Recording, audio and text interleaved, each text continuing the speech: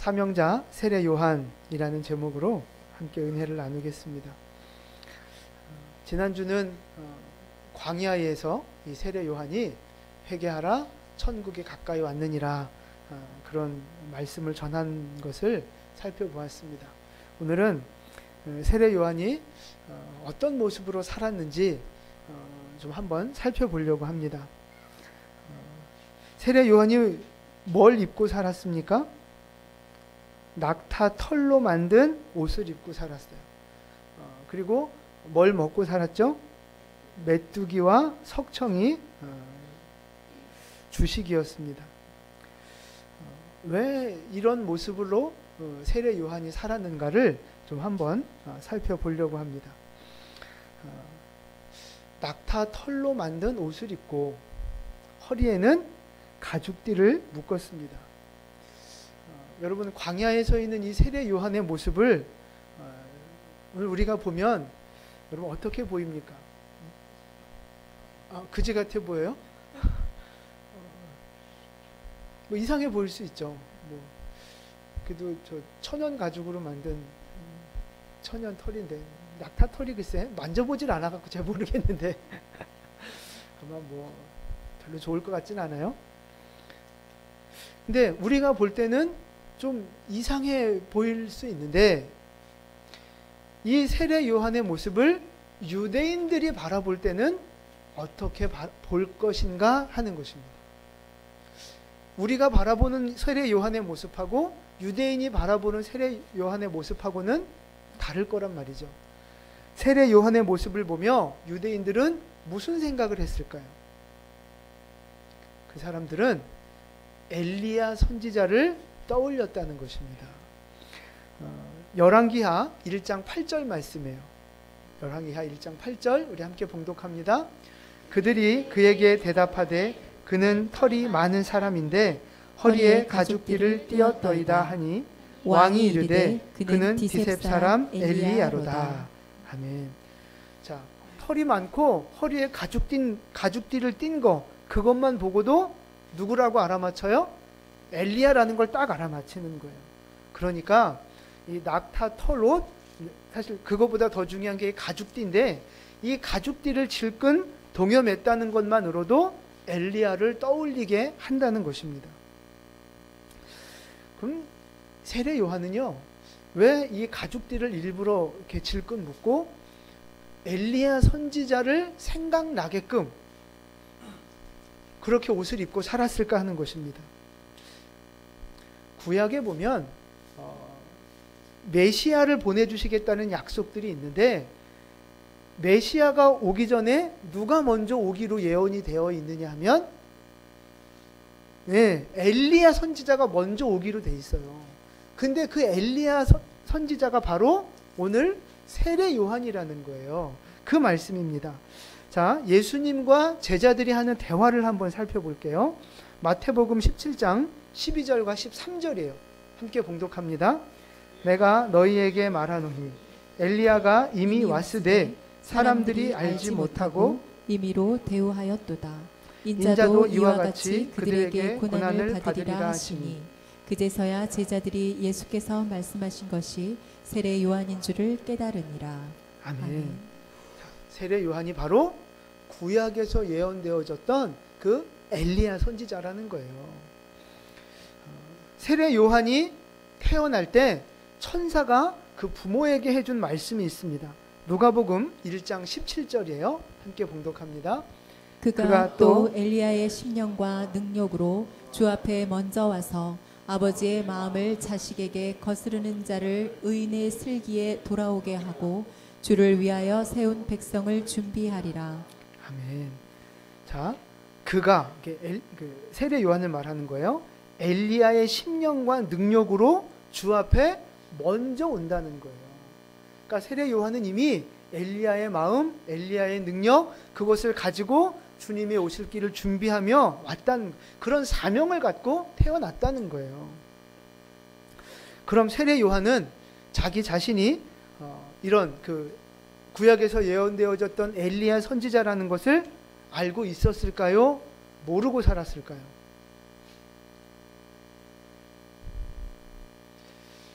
아까 답을 다 가르쳐 드렸는데. 예, 알고 있었다니까요. 그러니까 일부러 가죽띠를 메고 있는 거예요. 그래서 사람들이 막 물어보거든요. 누가복음에 보면, 요한복음에 보면 너 누구냐? 네 정체를 밝혀라. 네가 뭐 엘리야냐? 네가 선지자냐? 막 따져요.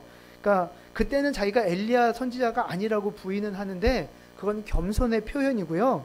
어쨌든 자기 자신이 누구인지를 분명하게 알고 살았다는 거예요. 요한복음 1장 23절 말씀입니다.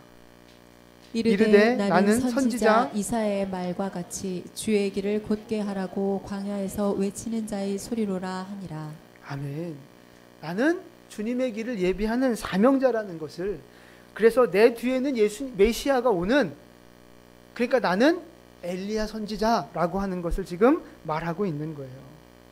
그러니까 요한은 자기가 누구인지 자기의 정체성을 분명하게 알고 있었다는 것입니다. 자기가 누구인지를 아니까 자기가 뭘 해야 하는지, 어떻게 살아야 하는지도 당연히 알고 있었다는 거예요.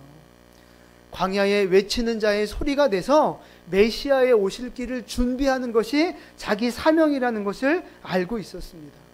그래서 그걸 사람들에게 보여주기 위해서 낙타 털옷에 가죽띠를 조여매고 그렇게 살았다는 거예요.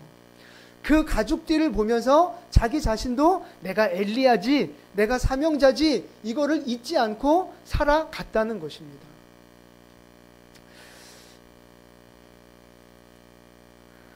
요한이 가죽띠를 띠고 자기가 누구인지를 잊지 않고 살았던 것처럼 오늘 우리의 삶 속에도 이 가죽띠가 있어야 한다는 말씀입니다. 이 가죽띠가. 세례 요한의 가죽띠를 보면서 사람들은 엘리야를 떠올리고 하나님의 약속을 떠올렸단 말이에요. 그러면 세상 사람들이 나를 볼 때 나의 무엇을 보고 하나님을 떠올릴 수 있겠느냐 하는 거예요.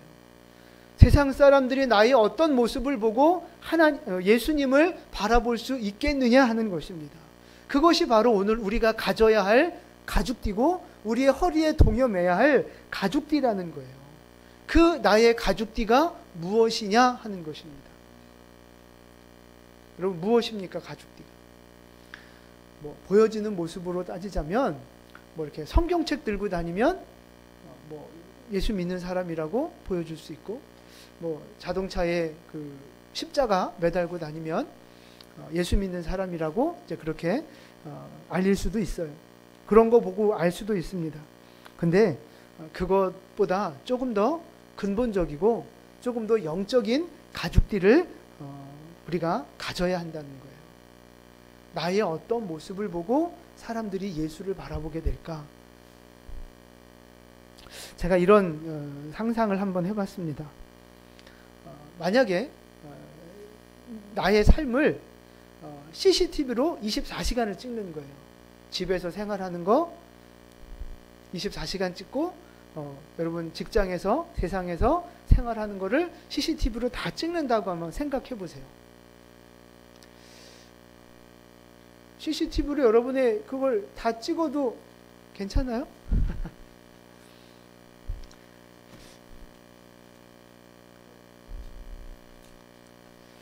그리고 그 CCTV 녹화한 걸 다른 사람에게 보여주면서 물어보는 거예요. 야, 이 사람의 정체가 뭐인 것 같은지 맞춰봐라.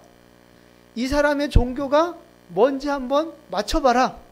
만약에 그렇게 내 삶을 녹화해서 누군가에게 보여주면서 이 사람의 정체를 밝혀보라고 한다면 사람들이 내가 누구인지 알아맞힐 수 있을까 하는 것입니다. 여러분, 하루를 살아가시면서, 일주일, 우리의 인생을 살아가시면서 여러분의 그 어떤 모습 때문에, 여러분의 그 어떤 모습을 보고 사람들이 이 사람은 예수 믿는 사람이야, 역시 이 사람은 믿음의 사람이야, 그렇게 인정해 줄 수 있겠느냐 하는 것입니다. 그런 모습이 여러분에게 있습니까, 없습니까? 있어야 한다는 거예요. 그게 바로 우리가 가져야 할 가죽띠라고 하는 것입니다. 그게 무엇이냐? 우리가 바쁘고 피곤하지만 그럼에도 불구하고 시간을 쪼개서 하나님 앞에 기도하고 말씀 묵상하는 모습으로 살아가는 거예요. 우리가 고난당하고 어떤 어려운 일들이 있을 때 그것 때문에 막 원망하고 좌절하고 낙심하고 그게 아니라 감사하며 하나님의 섭리를 바라보며 천국을 바라보는 믿음의 태도를 갖는 거예요. 그게 바로 우리의 가죽띠라고 하는 것입니다. 누군가를 미워해야 되고 미워할 수밖에 없고 복수해야만 하는, 내가 너무나도 억울한 일을 당한 그런 상황이란 말이에요. 누가 봐도 저거는 용서하면 안 되는 그런 상황 속에서 오히려 그 사람을 용서하고 축복하고 사랑으로 섬기는 그런 모습들, 그런 모습들이 바로 오늘 우리가 보여주어야 할 영적인 가죽띠라고 하는 것입니다. 사람들이 부와 명예를 쫓아갈 때, 정욕과 쾌락을 쫓아갈 때 우리는 거룩함을 따라가고 예배하는 삶을 살아가는 것이 바로 우리의 가죽띠가 되어야 한다는 것입니다. 주의를 바쁘고 이렇게 힘든 삶 속에서도 주의를 지켜 하나님 앞에 예배를 드리고 10의 1조를, 물질이 어렵지만 10의 1을 구별하여 하나님의 것으로 올려드리는 이 믿음의 모습들이, 그런 모습을 보면서 바로 저 사람은 하나님의 사람이구나, 믿음의 사람이구나, 그걸 보여줄 수 있다는 것입니다. 사람들이 다 넓은 길로 갈 때, 사람들이 다 세상을 쫓아 살아갈 때, 우리는 좁은 길을 걸어갈 때 그것이 우리의 영적인 가죽끈이 된다는 것입니다. 사랑하는 성도 여러분, 사람들이 우리에게 물어볼 거예요. 사람들이 세례 요한에게 물어봤거든요. 네가 누구냐? 네 정체가 뭐냐? 그렇게 물어봤을 때 자기의 정체가 무엇인지를 분명하게 말할 수 있었고 보여줄 수 있었거든요. 오늘 우리도 마찬가지입니다. 누군가 나에게 당신은 누굽니까? 라고 물어볼 때 우리도 대답할 말이 있어야 한다는 거예요. 제 이름은 뭐고요? 저는 몇 살이고요? 무슨 일을 하고요?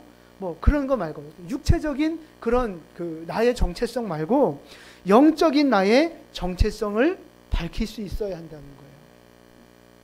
영적으로 내가 어떤 사람인지, 내가 왜 살고 있는지, 내가 무엇을 위해 사는 사람인지를 하나님 앞에서 대답할 수 있어야 한다는 것입니다.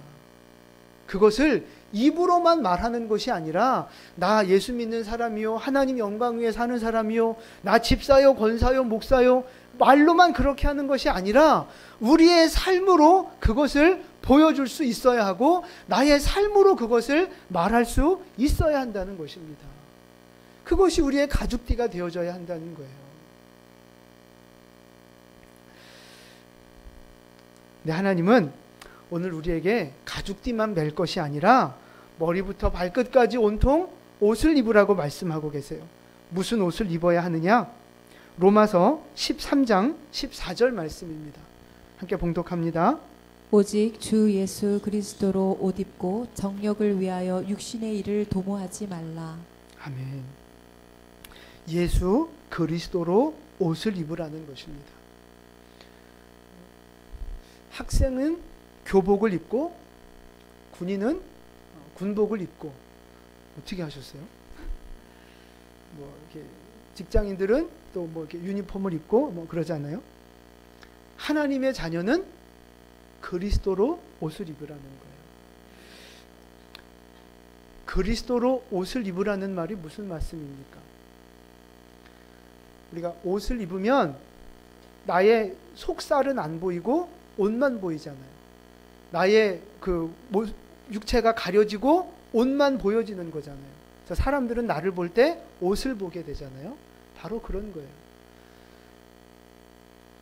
사람들이 나의 모습을 보고 나의 삶을 보면서 나의 모습을 통해 예수 그리스도를 바라볼 수 있게 만들어야 된다는 거예요.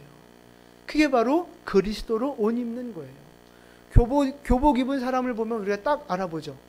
쟤 어느 학교 학생이구나. 군복 입은 사람을 보면 쟤 군인이구나. 딱 알아보는 것처럼 우리의 생활, 우리의 언어, 우리가 살아가는 모습들을 세상 사람들이 보면서 아, 저 사람은 역시 다르구나. 저 사람은 예수 믿는 사람이구나. 그것을 보여줄 수 있어야 한다는 것입니다. 이 말로만, 입으로만이 아니라 나의 삶으로, 나의 언행으로 내가 예수의 사람이라는 것을 보여줄 수 있어야 한다는 것입니다. 여러분, 우리가 어떻게 하면 예수로 옷을 입고 예수님의 사람으로 살아갈 수 있을까요? 갈라디아서 3장 27절 말씀입니다. 누구든지 그리스도와 합하기 위하여 세례를 받은 자는 그리스도로 옷 입었느니라. 아멘. 그리스도로 옷 입는다는 것이 무엇이냐? 세례 받는다는 것. 세례 받는 것이 그리스도로 옷 입는다는 것입니다.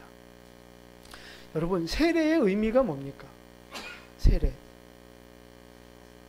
그죠? 여러 가지 의미가 있지만 일단 내가 죽고 다시 태어나는 거예요. 나의 죄가 죽고 옛사람이 죽고 나의 혈기가 죽고 나의 육신적인 모습들이 죽어지는 거. 그게 먼저고, 그리고 다시 예수로 태어나는 거예요. 다시 성령으로 살아가는 거. 나는 죽고 예수로 살아가는 거. 그게 바로 세례의 의미라고 하는 것입니다. 여러분 대부분 다 세례 받으셨잖아요. 여러분 세례 다 받으신 분들이잖아요. 그럼 여러분 지금 죽었냐 살았냐 하는 거예요. 지금 무슨 옷을 입고 살아가고 있느냐 하는 것입니다. 분명히 세례를 받았으면 내가 죽고 옛사람이 죽고 세상적인 나의 모습이 죽고 예수로 다시 살아야 하는데, 그래서 그리스도로 옷을 입고 나의 모습을 통해 그리스도가 보여져야 하는데, 여러분 지금 살았냐 죽었냐 하는 것입니다. 무슨 옷을 입고 살아가고 계시느냐 하는 것입니다. 여러분 살았습니까 죽었습니까?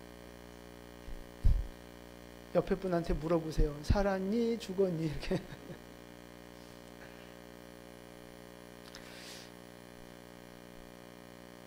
죽어야 한다는 거예요. 근데 하나님은 나보고 너 세례 받았으니까 죽으라고, 네가 죽어야 한다고 말씀하시는데, 우리는 나는 안 죽고 꼭 남을 죽이려고 그래요. 죽여버려야 돼요. 나를 죽여버려야 되는데 다른 사람을 죽여버리고 싶은 마음이, 우린 그렇게 자꾸 인생을 산단 말이에요. 남편을 죽이려고 그러고, 아내를 죽이려고 그러고, 자식을 죽이려고 그러고, 부모를 죽이려고 그러고, 교회 오면 집사님 죽이려고 그러고, 목사를 죽이려고 그러고, 우리는 다른 사람을 죽이려고 살아요. 아니요, 나를 죽이는 삶이 믿음의 길이라는 거예요. 그게 그리스도로 옷 입는 삶이라고 하는 것입니다. 여러분, 집에서 좀 제발 죽으시기를 바랍니다. 옆에 있는 사람한테 축복해 주세요. 죽어라. 죽으셔야 돼요. 교회 와서도 죽으셔야 돼요. 하나님 앞에서 내가 죽어야 돼요. 내가 죽고 내 혈기를 죽이고 내 기준을 죽이고 나의 욕심을 죽이고 예수로 살아가고 말씀으로 살아가야 세상이 나를 보며 하나님을 바라볼 수 있게 된다는 것입니다. 여러분, 내 인간의 모든 옷들을 내어 벗어버리실 수 있기를 바랍니다. 여러분이 추구하는 세상의 것, 정욕의 것 다 벗어버리고 예수 그리스도로 옷 입을 수 있기를 축복합니다. 그래서 나를 통해 세상이 하나님을 바라보고 나 역시도 그런 나의 어떤 그 정체성을 가지고 사명자로서의 길을 살아가는 거예요. 주님의 말씀을 이루기 위한 사명자로 살아가는 우리 모두가 될 수 있기를 예수님의 이름으로 축원을 드립니다. 아멘. 두 번째 말씀은 세례 요한이 먹었던 메뚜기와 석청에 대한 말씀을 드리려고 합니다. 여러분 한번 상상을 해보세요. 광야에 사는 이 세례 요한이 메뚜기를 주식으로 삼으려면 한 번에 몇 마리 정도 먹어야 될까요? 큰 거 한 30마리 정도? 그럼 하루 3끼 먹으려면 하루 이래저래 100마리는 잡아야 되는데 혹시 메뚜기 잡아보셨습니까? 예, 잠자리채 없는 걸 가정해서 메뚜기를 어떻게 하면 이렇게 금방금방 100마리씩 잡을 수 있을까요? 상상을 해보세요. 요한이 이렇게 낙타 털옷을 입고 수염은 덥수룩한데 메뚜기 잡으려고 살금 가서 메뚜기가 맛이 있었을까요? 많이 드세요? 많이 드세요? 왜 하필 메뚜기를 먹고 살았을까요? 여러분, 유대 광야에 메뚜기가 과연 얼마나 많이 살고 있었을까요? 이런 여러 가지 의문점들이 조금 있습니다. 석청은 야생 꿀을 말하는 거거든요. 근데 여러분, 이 야생 꿀은 지금 이 산과 들이 많은 우리나라에서도 그렇게 쉽게 찾을 수 없어요. 그래서 이제 양봉을 하는 거잖아요. 또 여러분, 그 벌을 또 해치고 그 벌집을 거기서 꿀을 채취해 오려면 옛날에 망사 이런 것도 없었을 거 아니에요. 세례 요한이 얼마나 많이 아팠겠어요. 그렇게, 그리고 그 꿀 찾아 그 산으로 들로 헤매다 보면 기도는 언제 하고, 메뚜기 잡다가 피곤해가지고 그냥 뭐 세례는 언제 주고. 뭐 이제 그런저런 현실적인 상상들을 한번 해보세요. 더군다나 벌이 있으려면, 꿀이 있으려면 뭐가 있어야 돼요? 벌이 있어야 되잖아요. 벌이 있으려면 뭐가 있어야 돼요? 그렇죠. 꽃이 있어야 돼요. 근데 광야에는 꽃도 없는데 벌이 있겠어요? 벌이 없는데 꿀이 있겠느냐 하는 거죠. 그래서 이런 여러 가지, 그러니까 이게 하나님이 꼭 만나와 메추라기를 확 부어주듯이 맨날 이렇게 메뚜기를 맨날 아침마다 부어주시고 그러면 가능해요. 까마귀가 맨날 그 석청 그 벌집채 있는 거 막 그런 거 물고 와서 떨어뜨려주고 가고 그러면 가능해요. 근데 그런 기적을 베풀었다면 거기 뭔가 하나님의 또 다른 그 기록들이 있을 텐데 그런 게 전혀 없어요. 그러니까 아마 자기가 알아서 이렇게 먹는 것을 해결을 했다는 말인데 현실적으로 광야에서 어떻게 이런 걸 해결했을까 하는 것입니다. 그래서 이 메뚜기와 석청을 다르게 해석하는 의견들이 있어요. 그러니까 메뚜기는 뭐냐 하면 그 쥐염 열매라고 하는 것입니다. 쥐염 나무의 열매. 쥐염 나무 열매 언제 들어봤어요? 그쵸, 역시. 네, 역시 황권사님. 탕자가 돼지 칠 때, 다 탕진하고 가서 돼지 칠 때 돼지밥이 쥐염 열매였잖아요. 그거 먹으려고 했는데도 이제 못 먹어서 아버지 앞에 돌아오잖아요. 그 쥐염 열매를 메뚜기라고 하는 거예요. 네, 사진 보여지죠? 네. 저게 지금 쥐염 나무 열매인데 저걸 좀 더 크게 확대를 해보면 이렇게 메뚜기 같은 게 대롱대롱 매달려 있는 거 보이십니까? 네. 보이시죠? 네. 이제 저게 익으면 저렇게 되는 거예요. 꽤 커요. 저 안에 이제 씨가 있는데 저 씨를 먹는 게 아니고 저 껍데기를 먹는 거예요. 네, 껍데기를 먹는 건데 재밌는 건 뭐냐면 저 쥐염 나무가 영어 이름으로는 뭐냐 하면 메뚜기 나무라고 하는 거예요. 네, 로커스트 추리라 그래서 메뚜기 나무예요. 영어 이름이 메뚜기 나무예요. 그리고 또 이름이 또 하나 있는데 세례 요한의 빵이라 그래요. 저 쥐염 나무 열매를 세례 요한의 빵이라고 그래요. 그래서 지금도 시장에는 세례 요한의 빵으로 저게 지금 팔리고 있다고 그래요. 메뚜기 콩이라고도 하고. 그러니까 유대인들이 나 광야에 가서 메뚜기 먹었어 그러면 당연히 저 쥐염 나무 열매를 먹은 것으로 이해를 한다는 거예요. 그리고 이제 석청도 마찬가지예요. 석청이 뭐냐면 대추야자, 그러니까 성경의 이름으로 그 종려나무 열매를 이 석청이라고 한다고 합니다. 사진 좀 보여주세요. 자, 제주도 하와이 이런 데서 많이 보신 나무잖아요. 네. 저 나무의 저 빨간 열매가 바로 그 대추야자예요. 대추야자. 자, 그 다음 사진. 저게 이제 수확해서 팔려고 이제 걸어 놓은 건데요. 익으면 이제 저렇게 색깔이 됩니다. 자, 그 다음. 확대한 건데요. 진짜 꼭 대추처럼 생겼어요. 네, 그리고 그 크기가 저 엄지손가락만 하게 굉장히 그 크더라고요. 저 우리나라에서도 지금 다 판대요. 네, 궁금하신 분은 사서 교회를 좀 갖고 오세요. 좀 먹어보게. 네. 근데 저 대추야자 대추야자가 세상에 있는 과일 중에서 가장 단맛이 강한 과일이라고 합니다. 그래서 이제 설탕 대용으로도 쓰고 신이 내린 열매라는 별명이 붙을 만큼 아주 달대요. 그래서 이제 우리나라 사람들은 저거 한두 개만 먹어도 이제 그 너무 달아서 더 많이 못 먹는다 그러더라고요. 근데 저게 이제 익었는데 이제 저거를 익으면 추수를 하는데 추수를 하지 않고 가만히 내버려 두면 어떻게 되느냐? 여러분, 우리나라 홍시를 안 따고 가만 내버려 두면 어떻게 돼요? 떨어지잖아요. 너무 익으면 떨어지잖아요. 저것도 저렇게 된다는 거예요. 저게 이제 너무 익으면 이제 땅에 떨어져서 그게 이제 마르는데 수분이 쫙 증발하고 나면 아주 꼭 조청 같은 끈적끈적한 완전 설탕 덩어리가 된다는 거예요. 근데 그거를 이제 석청이라고, 야생 꿀이라고 그렇게 부르기도 한다는 거죠. 그래서 저 쥐염 열매하고 저 대추야자는 그러니까 1년씩도 말리면 장기 보관이 가능한 그런 음식이라고 하는 거예요.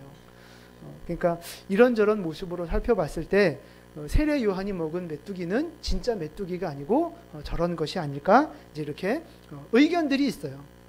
근데 이제 그게 중요한 게 아니죠. 하나님이 먹었다면 뭐 먹은 줄 알면 되는 거예요. 근데 그게 이제 핵심이 아니고 중요한 건 뭐냐면 세례 요한이 진짜 메뚜기와 석청을 먹었든지 아니면 저 쥐염나무 열매와 저 대추야자를 먹었든지 의미는 똑같다는 거예요. 무슨 의미냐 하면 광야에서 힘들고 고달픈 삶을 살았다는 것입니다. 사명을 위해서 광야에 가서 저렇게 힘들고 어려운 삶을 살았다는 것이 핵심이에요. 여러분, 세례 요한이 원래 어떤 사람인 줄 아십니까? 그 집안 배경이 어떤 줄 아세요? 어느 지파 사람이에요? 세례 요한이? 레위 지파 사람이에요. 그것도 아론의 직계 자손입니다. 대제사장의 피가 흐르고 있는 그런 그 가문이에요. 그리고 이 아버지 가문이 굉장히 유명합니다. 누가복음에 가면 나오는데 모든 백성들이 성전 앞에 와서 기도하고 제사 드릴 때 혼자 그 성소에 들어가서 분향단을 피우고 뭐 이렇게 성전 일을 섬겼던 그런 모든 백성들이 알고 있는 이름이 있는 제사장이에요. 그 이름 있는 제사장 가문에 노년에 태어난 독자입니다. 독자. 원래 자녀를 포기했다가 하나님이 기적을 주셔서 이 마지막에 노년에 낳은 아들이 바로 이 세례 요한이에요. 그러니까 이 세례 요한은 그냥 아버지 밑에서 잘 자랐으면 어떤 인생을 살았을까요? 그렇죠. 성전에서 제사장 사명 감당하며 살았을 거예요. 많은 사람들에게 존경을 받고 그 영광스러운 성전을 섬기면서 그렇게 살 수 있었던 그런 사람이었다는 거죠.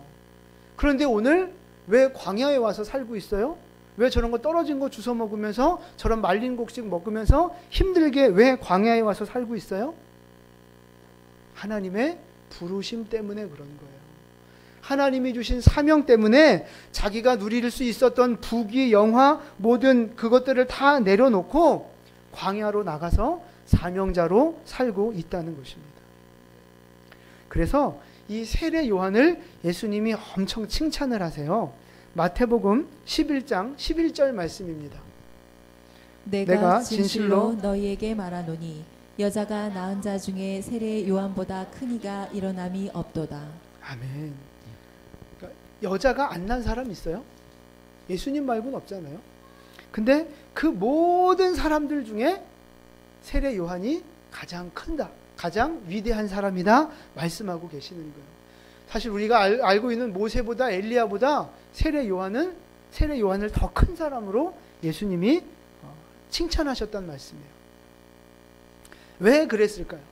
왜 예수님은 세례 요한을 이렇게 높이고 칭찬하셨을까요?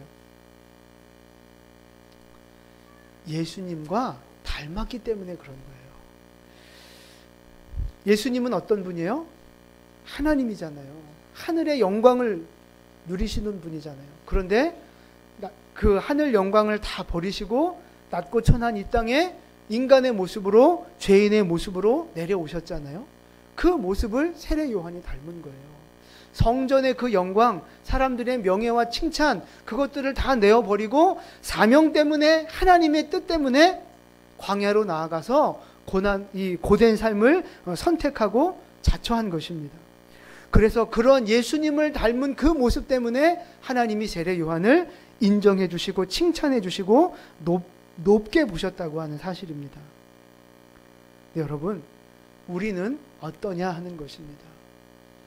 우리가 누리고 있는 많은 은혜들이 있고 축복들이 있고 우리가 가지고 있는 명예와 가지고 있는 축복들이 있습니다. 근데 여러분, 하나님이 부르시면 그 여러분의 축복과 누리고 있던 것들을 다 내려놓고 사명의 자리에 내려갈 수 있겠느냐 하는 것입니다. 지금 내가 누리고 있는 편안함, 지금 내가 누리고 있는 어떤 부귀, 내가 지금 누리고 있는 세상의 즐거움들, 그것들을 다 내려놓고 포기하고 힘들고 어려운 사명의 자리로, 그 광야로 여러분 내려갈 수 있겠느냐 하는 것입니다. 여러분, 지금 어디에 계십니까? 사명의 자리에 계십니까? 세상의 높은 자리에 계십니까? 여러분 지금 어디에서 살고 계십니까?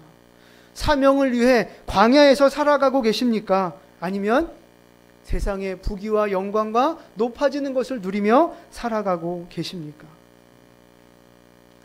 예수님은 하늘 영광 버리고 낮고 천한 이 땅에 오셨습니다. 세례 요한도 하나님의 부르심을 따라 성전의 영광을 버리고 광야로 나아갔습니다. 이제 오늘 우리도 그렇게 주님의 사명을 따라, 부르심을 따라 광야로 나아가는, 사명의 자리로 나아가는 우리 모두가 될 수 있기를 주님의 이름으로 축원을 드립니다. 하나님은 그러한 사명자를 축복하시고 높여주시고 칭찬하신다는 사실입니다.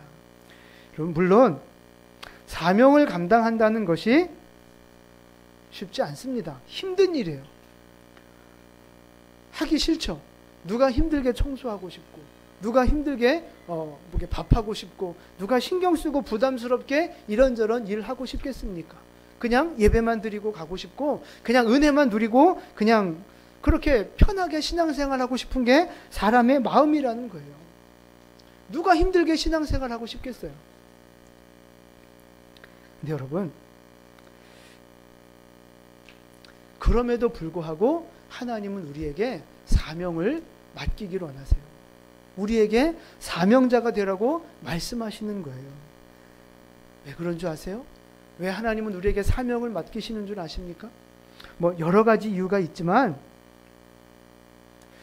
우리가 사명을 감당할 때, 우리가 믿음으로 순종하며 살아갈 때 하나님이 우리에게 복을 주실 수 있기 때문에 그런 거예요. 결국은 우리에게 복 주시기 위한, 하나님의 영광을 경험하게 하기 위해서 우리에게 사명을 맡기신다는 것입니다. 예수님이 마태복음 6장에서 이런 말씀하셨어요. 너희는 먼저 그의 나라와 그의 의를 구하라. 그리하면 이 모든 것을 너희에게 더하시리라. 너희는 먼저 그의 나라와 그의 의를 구하라는 거예요. 먼저 사명자의 길을 걸어가라는 거예요. 먼저 광야로 내려가고 먼저 말씀에 순종하는 삶을 살라는 거예요. 먼저 하늘을 바라보며 살아가라는 것입니다. 그러면 우리에게 나머지 이 땅에 필요한 축복과 은혜들로 채워주시겠다고 약속하고 계세요. 뭐가 먼저냐 하는 거예요. 축복이 먼저입니까? 사명이 먼저입니까? 믿음이 먼저입니까? 하나님의 축복이 먼저입니까? 뭐가 먼저인지를 우리는 구분을 해야 된다는 거예요. 하나님은 분명히 말씀하고 계세요. 먼저 그의 나라와 의를 구하라고 말씀하고 계세요. 우리의 삶의 우선순위가, 우리의 삶의 중심이 먼저 하나님이어야 하고, 사명이어야 하고, 말씀이어야 하고, 예배여야 한다는 사실입니다. 여러분, 힘들고 어렵지만 하나님 앞에서 이런 사명자로 살아갈 수 있기를 바랍니다. 바쁘고 어렵지만 여러분, 기도의 자리를 지키고 말씀을 묵상하면서 하나님 앞에 그렇게 살아가실 수 있기를 주님의 이름으로 축원을 드립니다. 하나님은 먼저 우리의 믿음을 보길 원하시거든요. 바쁘고 힘들더라도 먼저 기도하는 삶을 살기를 원하세요. 바쁘지만 먼저 주일은 하나님 앞에 온전히 드려서 주일을 성수하며 예배자의 삶을 살아가기를 주님은 먼저 원하고 계시는 거예요. 하루 24시간 출근하고 일하고 퇴근하고 집안 살림하고 바쁘시겠지만 그럼에도 불구하고 시간을 내서 말씀을 묵상하고 기도하는, 하나님을 바라보는 그 믿음의 삶을 주님은 살아가기를 원하시는 것입니다. 물질이 넉넉한 사람이 어디 있겠습니까? 그럼에도 불구하고 10의 1을 구별하여 하나님의 것으로 드리고 주님 앞에 화목제를 드리듯이 감사의 예물을 드리며 주님 앞에 구별하여 드리는 그 믿음의 손길을 하나님은 먼저 우리가 그렇게 바칠 것을 원하고 계신다는 거예요. 우리가 그렇게 믿음으로 순종하며 먼저 예배자로, 먼저 사명자로, 먼저 헌신자로 살아갈 때 하나님은 우리의 모든 것을 책임져 주시고 우리를 큰 사람이라고 칭찬하시고 인정해 주신다는 사실입니다. 여러분, 우리가 하나님 앞에 그런 사명자로 살아갈 수 있기를 축복합니다. 간절히 부탁합니다.